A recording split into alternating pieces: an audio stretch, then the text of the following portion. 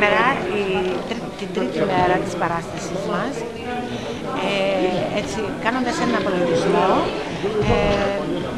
θα ήθελα να πω ότι τελειώσαμε και νιώθουμε γεμάτοι από ελπίδα και αισιοδοξία, γιατί μας την έδωσε και το κοινό και η συμμετοχή του κόσμου και το αποτέλεσμα που μου δώσαν οι κοπέλες και όλοι οι συντελεστές της παράστασης, για να προχωρήσουμε και να δημιουργήσουμε κάτι καινούργιο πάλι από την αρχή, γιατί κάθε παράσταση που τελειώνει είναι σαν ένας θάνατος.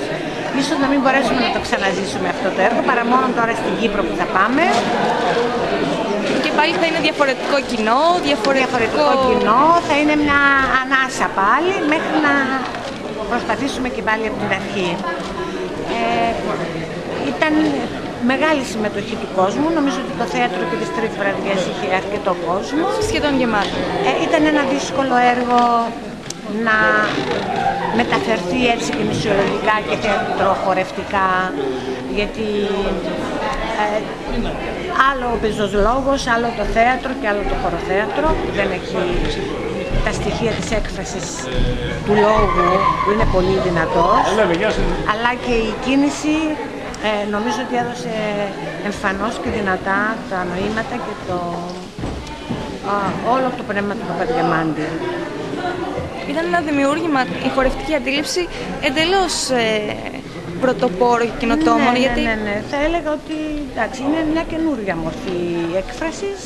Σε όλο τον κόσμο, στην Ευρώπη παντού, χρησιμοποιούν τώρα χωροθέατρο, γιατί μπορούν να προσεγγίζουν πιο σύγχρονα θέματα, προσπερνώντας πια το κλασικό ρεπερτόριο που μέχρι τώρα απασχολούσε χορογράφους και δημιουργούς. Είναι αλήθεια ότι ανοίγονται άλλα πεδία δημιουργίας με το θέμα του χοροδράματος, γιατί τα στοιχεία που εμπλέκονται σε αυτή τη δημιουργία είναι όλες οι μορφές τέχνης και έτσι πολλοί άνθρωποι μαζί συνυπάρχουν και είναι πολύ γοητεία αυτό το πράγμα. Και βασίζεται στο σύγχρονο είδος χορού, να υποθέσω. Έχει στοιχεία σύγχρονου και κλασικού φυσικά, ναι, και εκφραστικά μέσα, θεατρικά.